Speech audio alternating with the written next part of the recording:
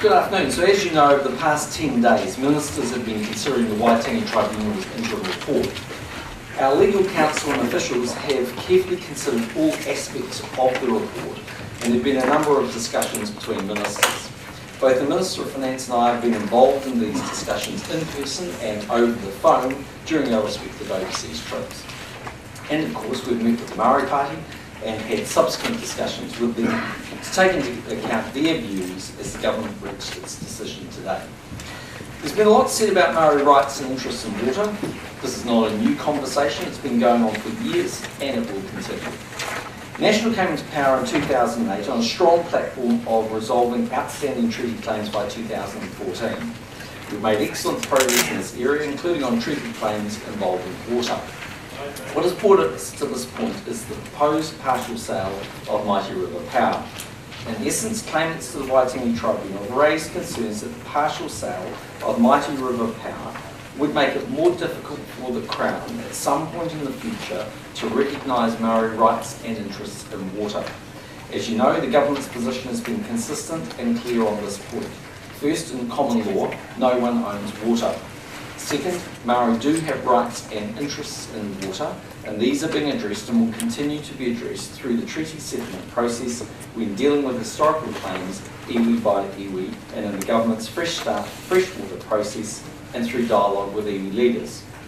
Third, the partial sale of Mighty River Power does not impact on the Crown's ability to recognise Maori rights and interests in water. The Waitangi Tribunal interim report spoke of Maori rights in water. This isn't new, it's done so before.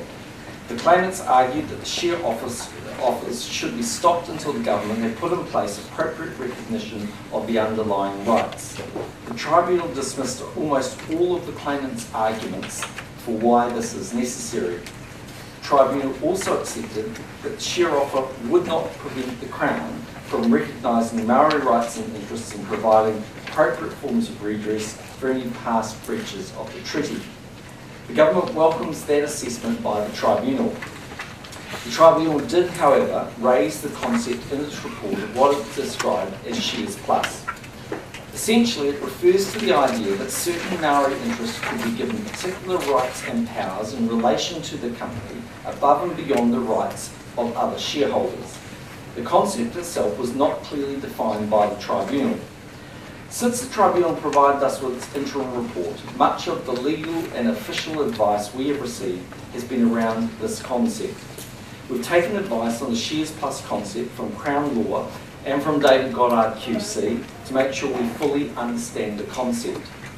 We've also sought the advice on the legal issues relevant to the process to be followed by ministers when considering how to take the share offer forward to make sure we fully understood and complied with our legal responsibilities. Because we are committed to making sure we get this right, we also had that advice reviewed by a second QC. Ministers are confident that the approach they are adopting is based on a good understanding of the shares plus concept and their responsibilities when making a decision of this kind. After very careful consideration and discussion, the government's current view is that the shares plus idea should not be progressed. There are 5 main reasons for this view. Firstly, that is when we do not believe it is in the national interest for any group that Mighty River Power's potential 49% minority shareholder be given such rights. Second, almost every form of redress to Maori that could be covered by Share Plus can be achieved other ways. Thirdly, the remaining elements of Share Plus in relation to decision rights over management or strategic decisions would not be able to be workable in practice. To take one example, if some Maori shareholders had the ability to make decisions on strategic issues under well-established law, those shareholders must act in the interests of the whole company and not simply as a representative of Maori. Fourth, if the Share Plus concept existed, it was likely to make the companies less attractive to investors, which could be reflected in the lower share price and therefore to the detriment of taxpayers. And finally, following consultation with iwi earlier this year, a careful and deliberate decision was made to ensure that the Crown's obligations under the treaty continue to rest with the Crown and not with the companies. For these reasons, the government does not believe Shares Plus is necessary or desirable. Further, we do not believe that to continue with our share offer without Share Plus would be a treaty breach. The government has, however, decided that the right thing to do at this point is to undertake a short period of consultation with iwi on Share Plus to discuss its views and listen to iwi on the matter. Over the coming 5 weeks, ministers will be talking with those iwi with a direct interest in the water and geothermal resources used by Mighty River Power. During this time, ministers will also carefully consider what they are hearing.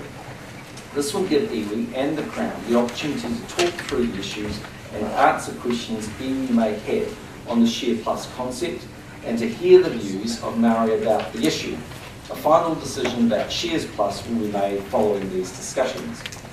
Meantime, preparation for the Mighty River Power share offer will now continue to proceed, but in the March to June window next year rather than in 2012. The government's preference would have been a share offer this year, and in carefully considering the legal advice we've received in the last week or so, we have tested the advice against that preference. But the step we are proposing today provides time to work through the specific point raised by the tribunal. This will also provide potential investors with more certainty and confidence as to the time frame for the share offer. That's important if we are to get a good price for Mighty River Power shares on behalf of taxpayers. This change in timing doesn't alter our commitment to providing investment opportunities to New Zealanders through our share offer program. It's good for savers because it opens up new opportunities to invest in large local companies. It's good for taxpayers because we expect to generate between $5 and $7 billion in proceeds, which will be invested in new public assets like modern schools and hospitals. And that's money we don't have to borrow from overseas lenders.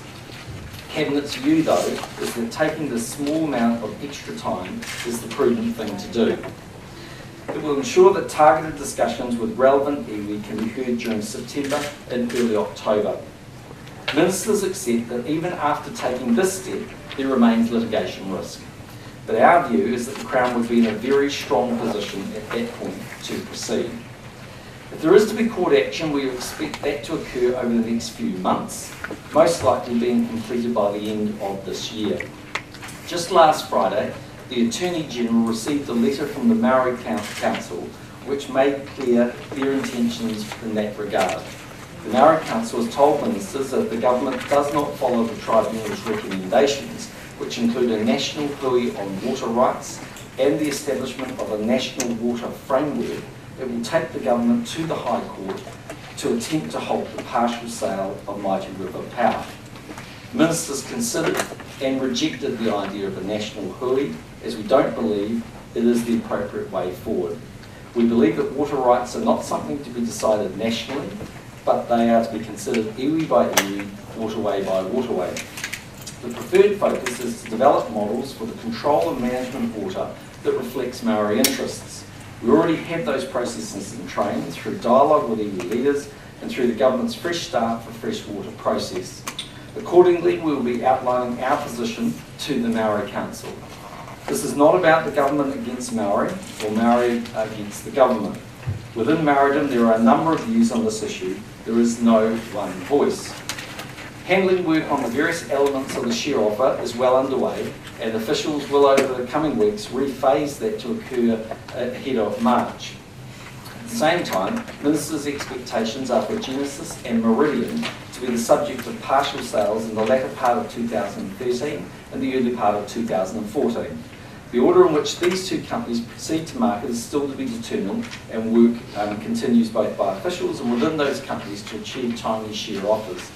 So just to wrap up, the government's position is as follows. No one owns water. The government is not of the view that there should be a national settlement. The government does not believe there's the need for a national hui on this issue.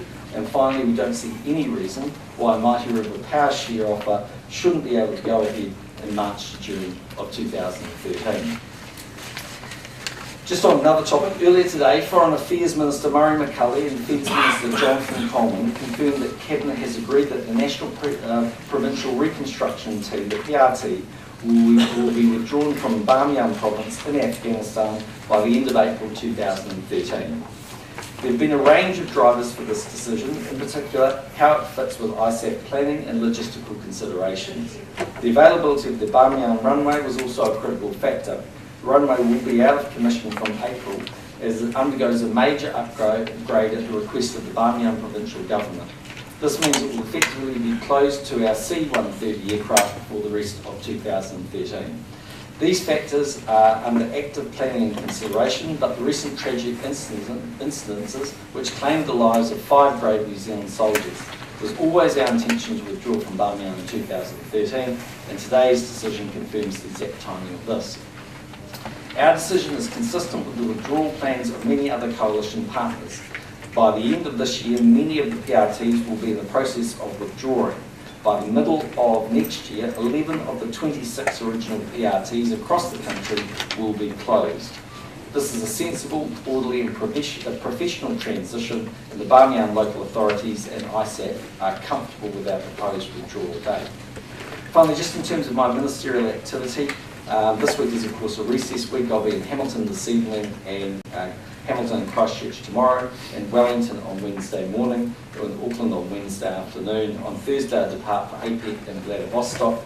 The Asia Pacific is regarded as the engine room for future global growth, and APEC country growth rates are already ahead of the world average.